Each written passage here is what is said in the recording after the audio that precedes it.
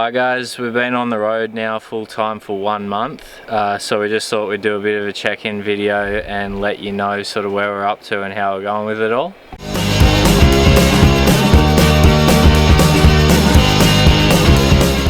So we got a lot of response from our first day on the road video.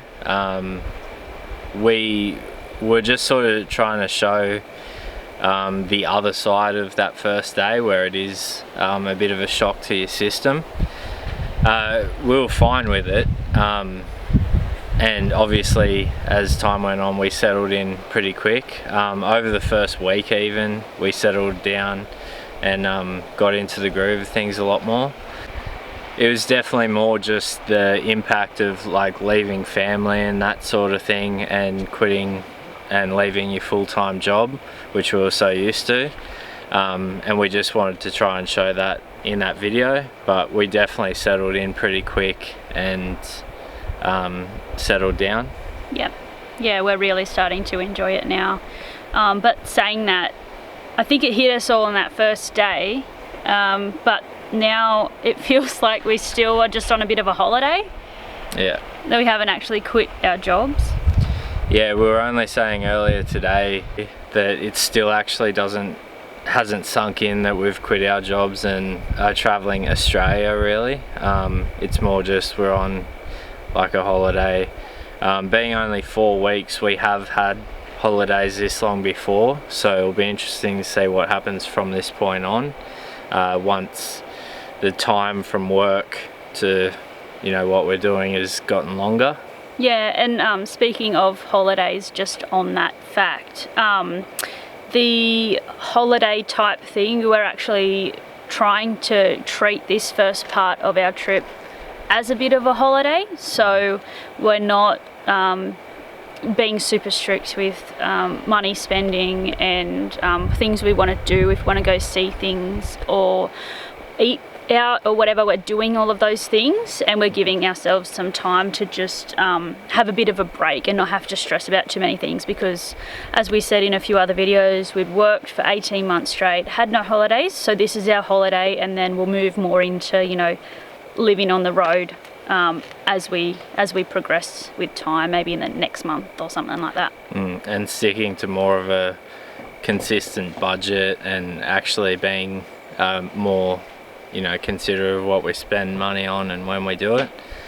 A lot of the first part of our travel too, we've wanted to go to Tasmania for a long time, so that was always our first point of call. So that's why it's probably seemed like we're traveling pretty quick, but really between Brisbane and Sydney, we've traveled that area a lot. We've seen it all, so we sort of were just planning to shoot on down over those 3 weeks to get to Melbourne, to get over to Tassie. After the 7 or so weeks we've got here in Tasmania, that's when everything will slow down a lot, and we'll start really soaking in all the areas. But the reason we got here so quick and moved around a fair bit was just because that was our first point of call. Yep, and we had a couple of people to see on the way down and things we had to get done here and there, so that sort of made us sort of shoot from here to there. But we've still really enjoyed that trip down, and we really want to see more of Victoria and Tasmania. We really like those areas just from what we've seen so far. Yep, definitely.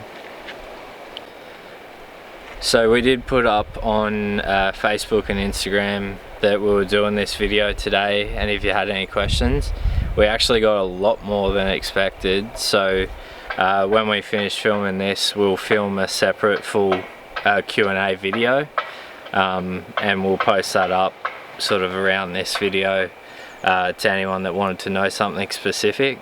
Yep, and we've just sort of given you an update just there of how we're doing. Like Chris said, we've settled quite well into it, but we don't really feel like this is our life at the moment, but we're still really enjoying it. We don't sort of feel as freaked out as we did at the start. And we just wanted to give you a quick update of how we're going with travelling with our dog Scout, just because we've had a few questions about it, and I was eager to know how people managed with a dog and how dogs go on the road. So he's settled in really quickly. When we're in the car, basically whenever we're driving, he's asleep. He's asleep right now, just at the bottom of the tripod. Yep. And whenever we get it out anywhere, he'll have a sniff, pee on everything outside, and then jump back in the car. The only thing that seems to annoy him is some flies. If they land on him, he gets a bit prissy about that, but other than that, he's doing really well. Yeah, really easy to deal with, and yeah, we haven't had any drama. So 2 big things we were pretty unsure of coming into the trip, and we've had a few questions about, was power and water. So far, just coming down the east coast and inland a bit, water definitely hasn't been a problem. Most servos with your air and water, we've just been topping up here and there. We've got the big tank in the car, as well as that small one under the kitchen box just here. And that's been working great. Like, this one on the bottom of the kitchen box is about 32-34 litres, and that lasts us a lot longer than we expected. Just washing hands, cleaning teeth, filling up Scout's bowl, our drink bottles, that sort of stuff. So water's been fine. Power, we've been really surprised with. The 2 auxiliary batteries in the back have pretty much been fully charged almost the whole time. Part of that is we've done a fair bit of driving, so they're charging as we're driving along. But definitely we can tell our solar on the rooftop tent, as well as our solar blanket, when we've got good weather, is working really, really well. Even with running the inverter to charge up the laptop and that, we're still staying pretty well top of charge. So every now and then we'll let them run down just a little bit and then charge them right back up, but hasn't been an issue. So as we said before, we plan to come down towards Melbourne inland. We've done a lot of the coast road many times. So we went inland, obviously, as you saw from our first day video. We went to Copeden Dam near Inverell, and then we went down sort of through Tamworth down that way. As we were saying, we had a few places we wanted to stop in on the way down. We wanted to stop in and see Steph's sister Brooke. So she's over near the coast, so sort of halfway down we need to cut across to see her. Then we just sort of headed back out. We tried to stay sort of inland more. We were really enjoying it. It's really nice out that way, and we definitely are planning on going back around that area. Yep. I was lucky enough to catch up with Andrew Muscat from Muscat Haulage, which I've been wanting to do for a long time. They've got some really nice trucks, and it was just an awesome coincidence of timing where we were and where they were. And it was just one of those things that wouldn't have happened if we weren't travelling and didn't have any time constraints or anything, so that we hung around that area a little bit. Yeah. And like we said, we didn't really have a set locked in plan for those first few weeks. We just had to be in Melbourne by the 20th of March.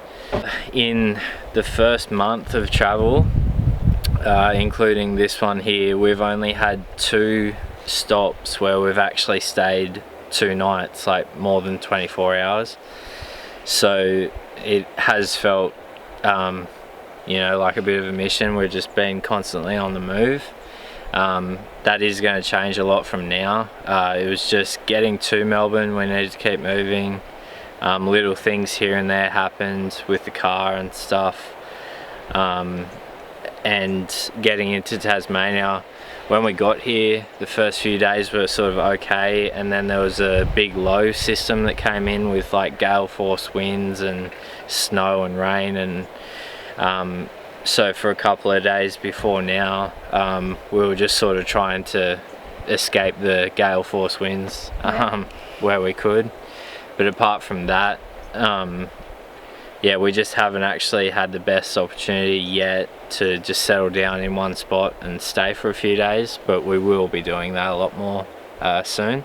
Yeah, and on our way down through, you know, the western area, we, you know, had a lot of different things. Like obviously Chris was saying, we got to catch up with a gentleman that runs an awesome truck company. We also had lots of people reach out to us as we were traveling, and that was just so awesome to have people say, you know, we've just spotted you, there's a really awesome camp here, or oh my god, we just saw you going through this space, or some people coming up to us that follow us on YouTube or Instagram, or wanting to catch up and things like that. It's just been awesome. And we had someone reach out on our Facebook page who we'd never met before, and he lived around the Goulburn area. We were actually coming through, and he offered us to go and stay at his off-grid property. And that's something like our trip, well out of our comfort zone. Yep. Big thank you to Mike. Thank you, Mike. You are an absolute legend. We spent so many hours just walking around his property and seeing what he's done. He's built it all up himself. He's got his own solar. Grows his own food. He's done up this beautiful garden as a tribute to his daughter, which he lost recently. And you know, he told us stories of his travels. He's done a lot of traveling as well, and we've sort of been quite interested in the whole off-grid sort of setup for the last few years, and I think we might move a bit more towards that after we travel. So it was great being able to see someone that's done it all themselves, and I think we might be calling on him in the future with a couple of questions as well. But that was absolutely awesome. We've had a couple of other, you know, interesting things happen along the way. We've had a few things that we've had to get fixed with the patrol. Go into a bit more detail in the Q&A video, because we got a lot of questions about how the patrol's going, but it's been pretty good so far. It was just one of the heater hoses that runs along the top of the motor. It sprung a leak, so we're leaking coolant. Phil at PKN Performance in Lakes Entrance, he actually helped us out with that, so big thank you to Phil. Apart from that, nothing major. A couple of fuses, which was because of the cord that we were charging our laptop with, that we mentioned in another video. That blew a few fuses. Apart from that, nothing else really has gone wrong, touch wood. It's been pretty good so far. The car's been running really well, especially down Victoria and Tasmania with that cooler air. It's just been loving it. We'll go through our statistics on fuel and stuff, but since getting into Tasmania, even with all the hilly roads and stuff, the car's getting about 11.8 to 12 litres per 100 fully loaded up, which is awesome. And most of that is just thanks to the cool air. The car just drives completely different in the cool. Loved it in the snow. Yeah, we aren't actually sort of aiming specifically just to go do hard tracks in the car, because we're fully loaded up with everything for our trip. Scouts in the back bouncing around and stuff. If we're doing 4-wheel drive tracks to get to a campsite, that's fine, and we're not afraid to go do like some tracks here and there, but we're definitely not like seeking out the hardest stuff. The car, it's just good having peace of mind knowing it can get us out of harder spots if we find ourselves there. But we have actually used the winch already this trip. Not for us. We came across a young girl in Tasmania, just outside of Hobart, and she was with her father doing some driver training, and I don't know how, but she'd actually speared her Holden Astra into a fence pretty hard. So we gave them a hand and winched her out off the fence to avoid damaging the car further. Part of the setup on the patrol and some of the stuff we've packed also was to be able to assist people when we can. We've pulled up a few times where people have broken down or look like they might need help, and most of the time they're just like, no, I'm good, no worries, keep going. Most of the time I think they've already called for help, so. Yeah, and like we're not super mechanically minded, but just to know that like there is a few things there that we could assist with if we do come across other people is really cool, and knowing we've already been able to help somebody that would have had to call it like a tow truck or someone to pull them out and was able to just drive away from it is pretty cool. Yeah, and like it's hard too with packing spares and tools and stuff. We've packed sort of within reason what we can use and sort of able to fix and mend on the road, but I didn't really see the point packing a full toolkit or anything because there's only so much you're going to do on the side of the road. It's not like I can rebuild an engine anyway, or anything major, so we just packed what we could. Like with that heater hose, I had spare radiator hoses and stuff, just not that one.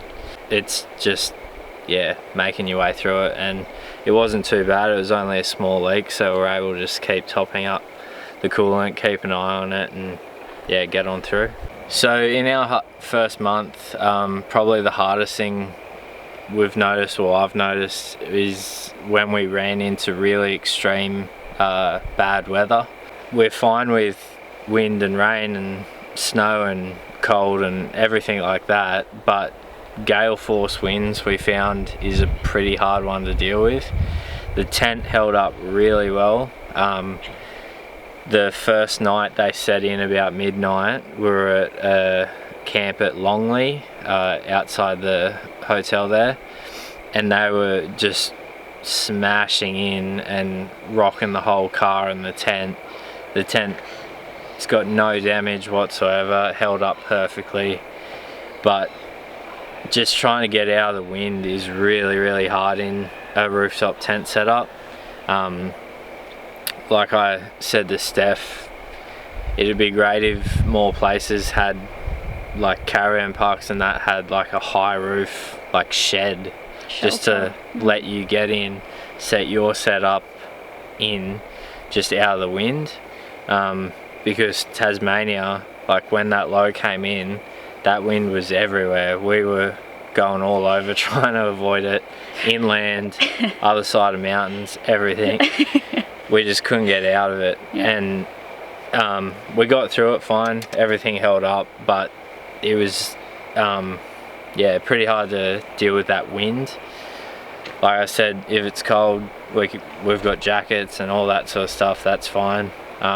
Rain, everything, but just wind that strong, like over 100k an hour, just big bursts of it, it's just hard to do anything and get away from it. Yeah, it is hard, and it was really difficult just packing up.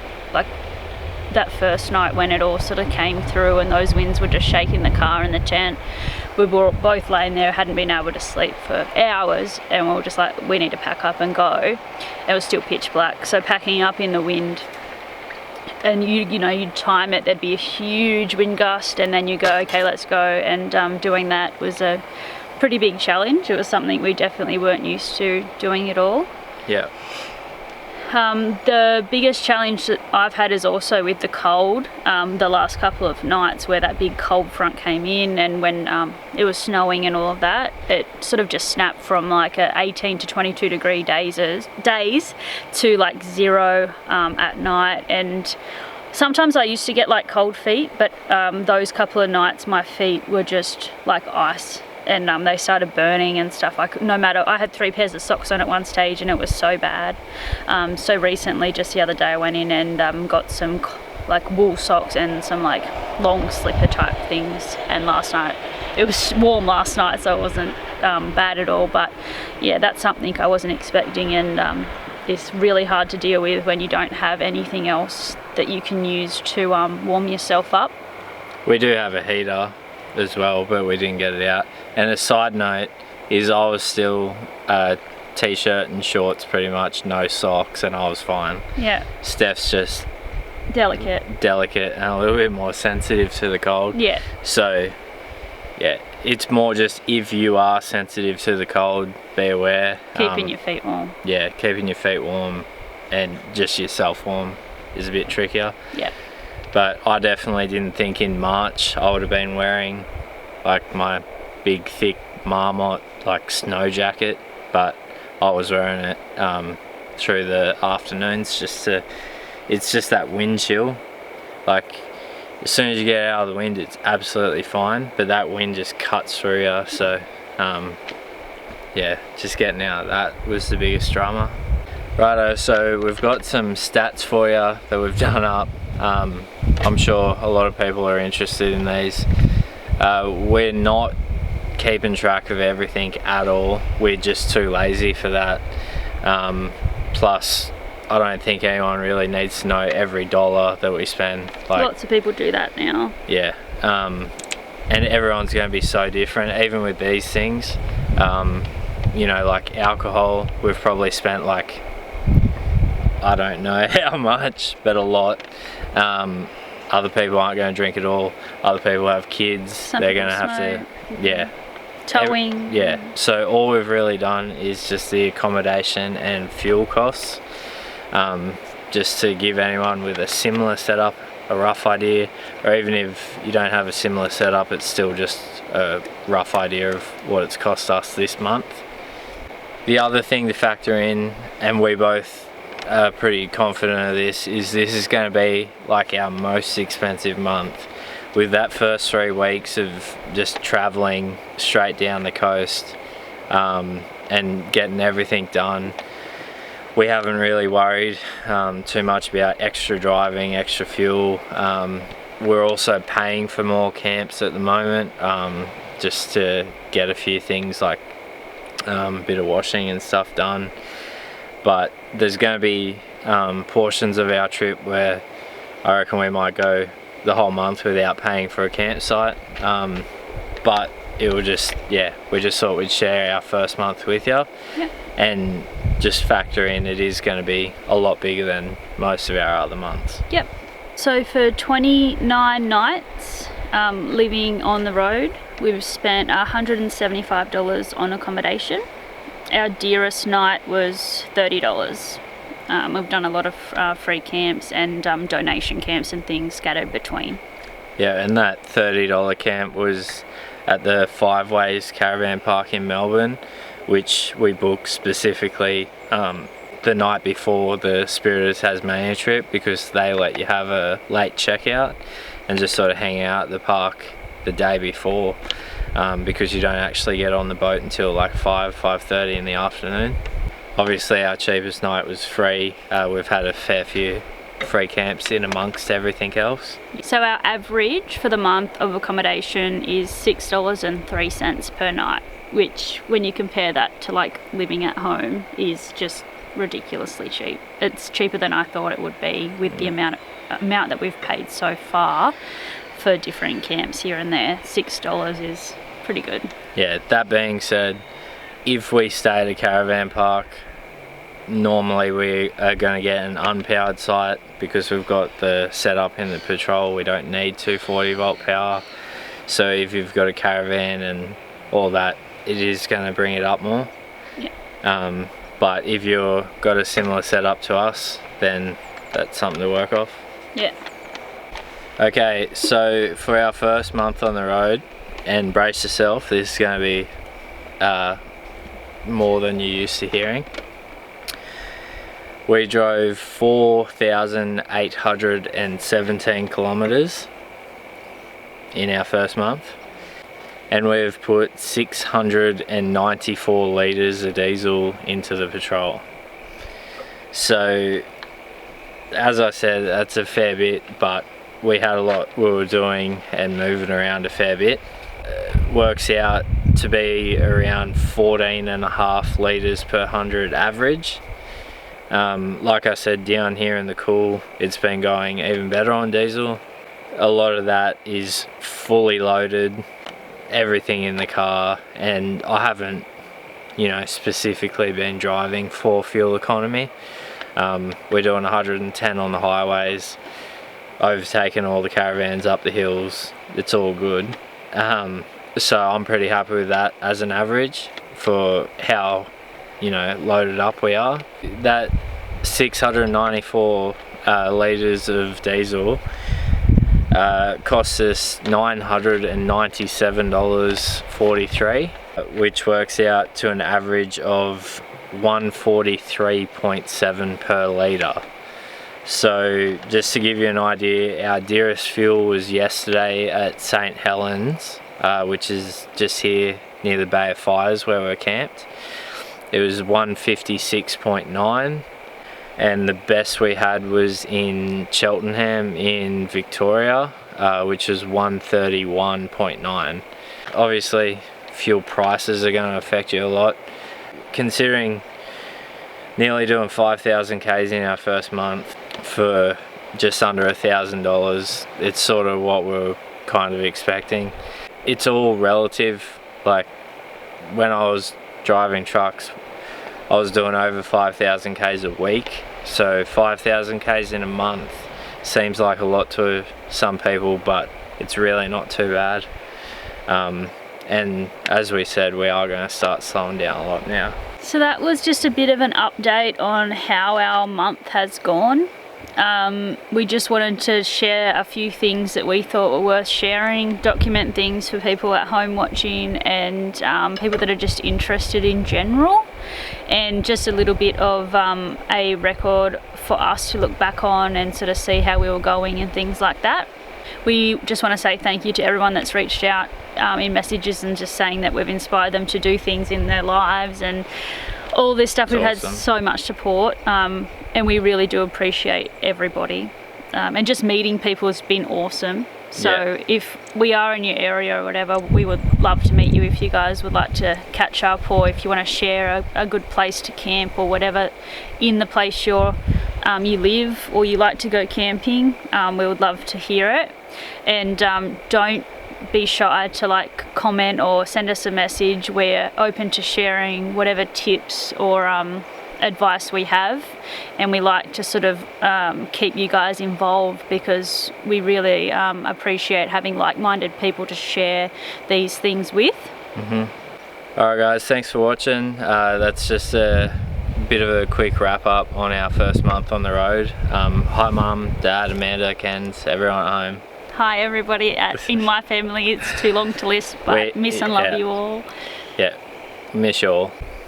Our next video next week, we'll do this second part of this video, which answers all your guys' questions that you've sent in, and we'll go into a bit more detail in like specific areas of things for you. And if you do have any other questions about the setup, anything about our travel, that sort of stuff, just put it in the in the comments below, and we're going to be doing more videos like this. We sort of like doing more information and wrap up videos, rather than, it's not going to be like daily sort of shots and all that sort of thing.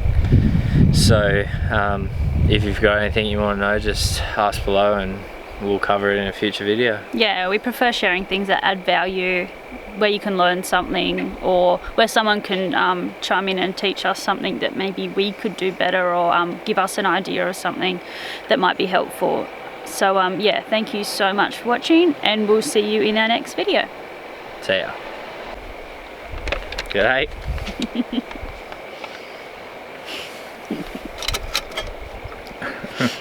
The joys of filming out in public. I don't think he's a fan.